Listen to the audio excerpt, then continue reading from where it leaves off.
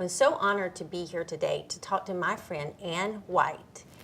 And I have the privilege of being your friend, but I also want the audience to know that you are a speaker, an author, a television host, and the founder of a ministry, IGM. And I also know that you have just poured so many of your life experiences into a new book that you've written called The 7 Steps to Courage.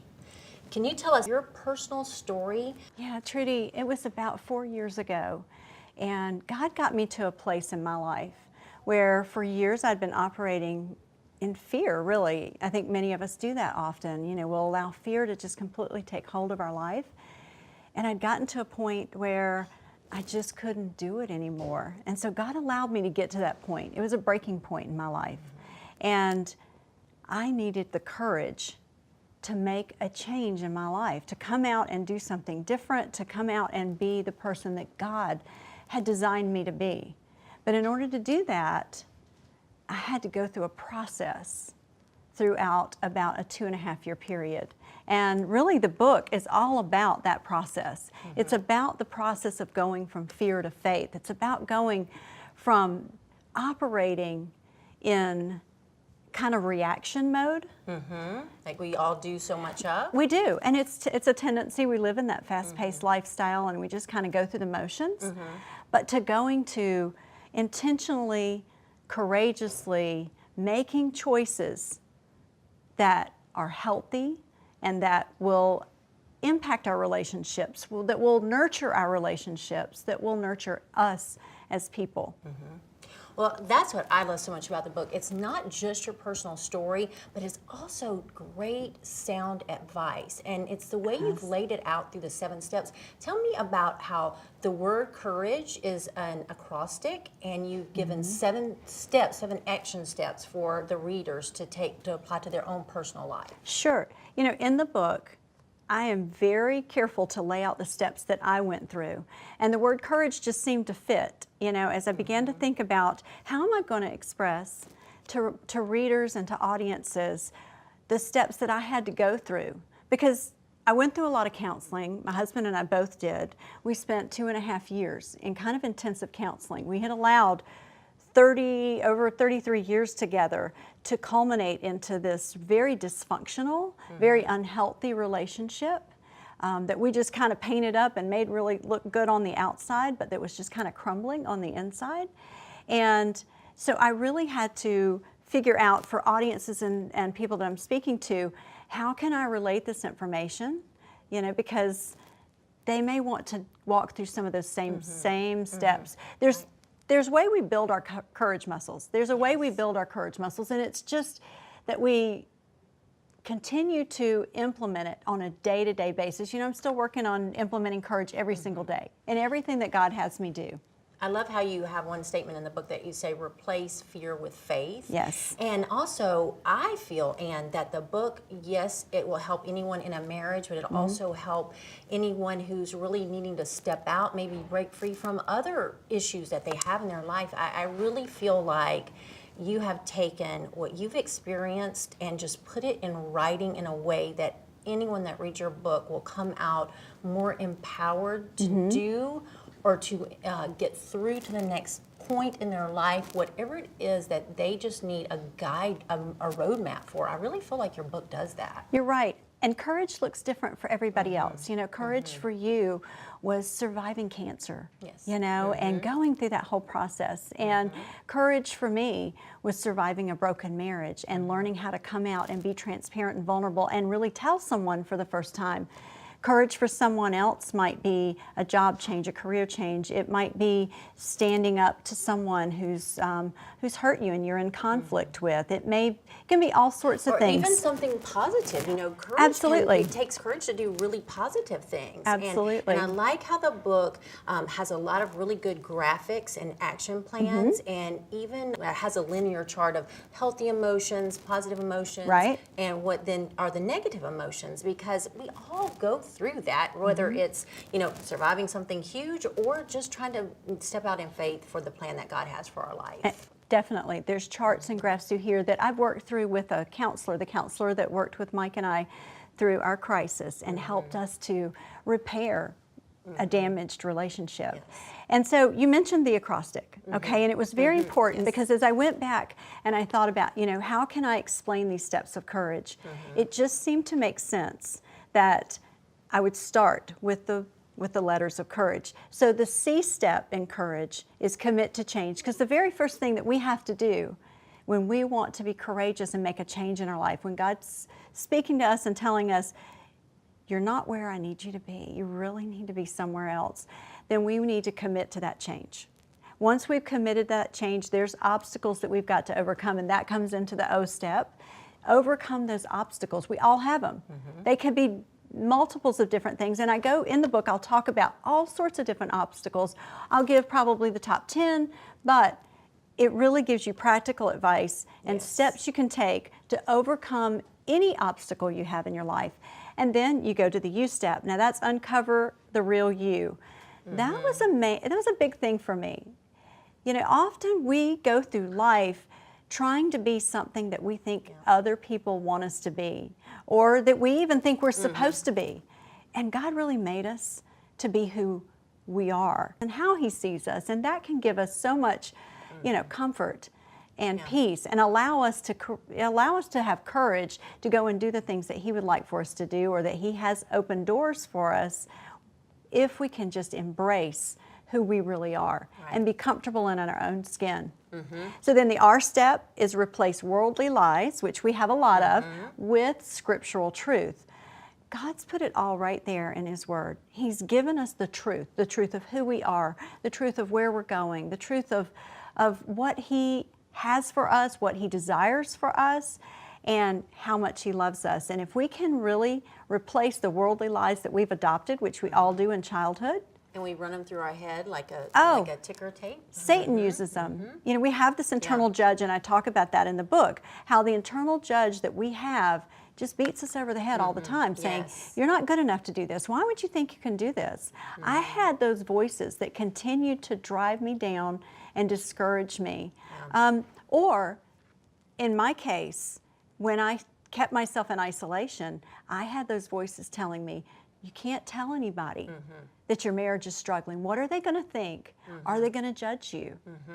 And so, or you're going to ruin your reputation. You're going to ruin your husband's reputation. When you finally come out and you lay it on the table, we all have a mess. We all have issues and we all have problems. And if we're just transparent about it, we can make one another feel comfortable with where we are.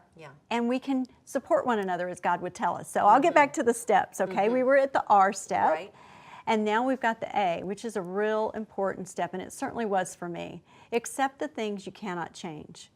There's some things in our life and in our circumstances that we can't change. We may not be able to change where we're living at the moment. We may not be able to change who our kids are and how they act. There are things we can change, though. If we're in an unhealthy job, or we're in an unhealthy relationship that's physically or emotionally abusive, I talk a lot about that in here. How do we make those courageous changes that we can make, and how do we accept the ones that we can't change? Now, one thing that you and I've learned, there's one person in this relationship that we can change, right? It's us. And not to keep the focus on the other person and what they need to change, but the power you have is to change yourself. Exactly. And I love that you bring that out. Exactly. I had to realize that. We go through life, and especially as a codependent, and that was my story for many, many years, and I still am. But I know how to deal with that. Recognize the issues that I've struggled with out of childhood, and I know how to courageously face them when those old habits want to come back in. But I had to change me. I was constantly thinking I could change my husband, change my kids, change my surroundings, change my circumstances, and fix everything around me, and then that would be okay. When in reality, I needed to fix me. And that's really controlling, when we're trying to control everything outside of us. And realizing we cannot control that because we are not God. Right. So we just accept those. All right, now the G. That comes into grasping God's love for us. We can sit there and say, we understand how God loves us, but I began studying His Word, really studying His Word. When I was saved at 19, I didn't I carried my Bible to church. That was about the extent of it. And about 15 years ago, I began to really study His Word and then began to teach it. And as I did, I really got to know who He is. And we talk about a personal relationship with Christ, Right.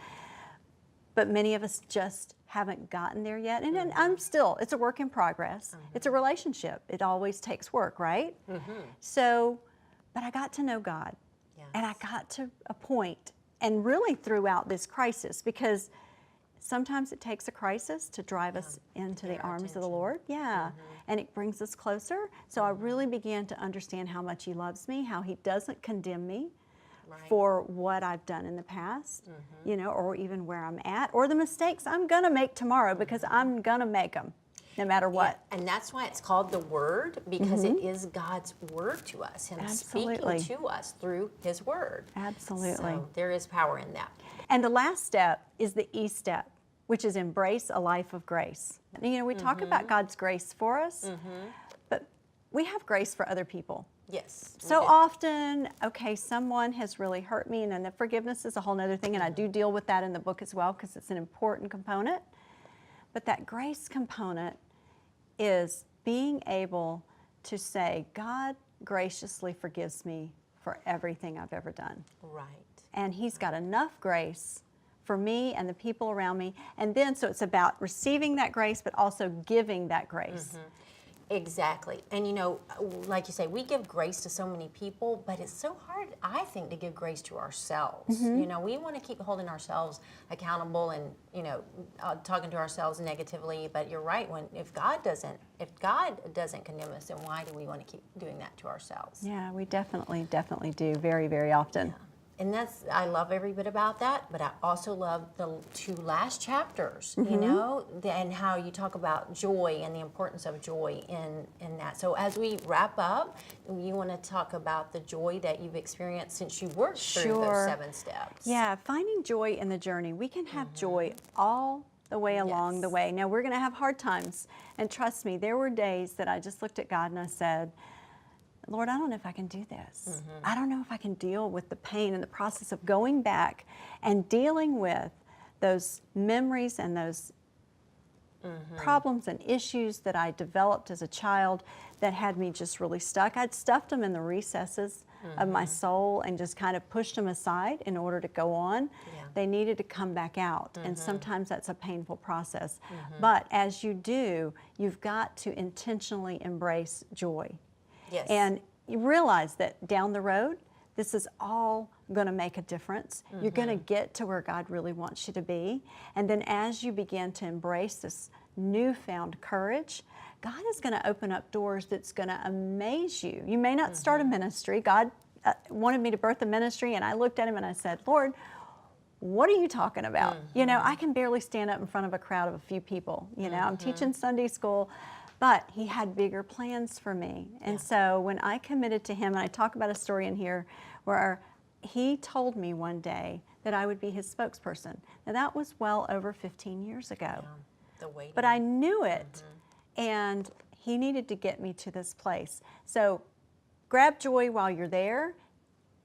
Keep it all the way through the process. It's an intentional, just like having courage and implementing courage is an intentional choice for every single one of us.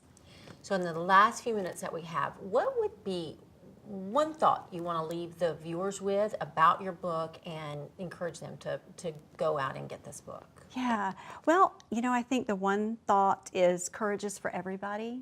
You know, courage is about taking a risk, not knowing the outcome, trusting God with the outcome, because every single day, we don't know many times what we're going to face in that particular day. We can be thrown a curveball in a moment's time. So true. But if we've exercised our courage muscles, and that's why this book, I believe, is so important, because courage is not something that you pick up and you put on that's an immediate process. Courage is something that we continue to exercise, and we build up those muscles, and then we have it when we deal with difficult things, which we're all going to do.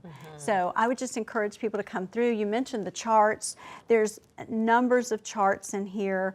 that talk about the obstacles we face and overcoming. There's resources in here. There's recommendations of other books that I read Yes, as I was that going helps. through the process. So this is a great self-help book to gain courage to deal with any difficult life situation that you're going through, or if you just want to read my story, because I really implement the story of where I came to that crashing point in Israel, and then take you all the way through to where God has restored and healed a lot of things in my life today. It's so exciting, and thank you so much Thank for sharing you. that. And can't wait to see what God does with it, with all these great things. Me either. I'm ready. Thanks so much, Trudy. Thank you.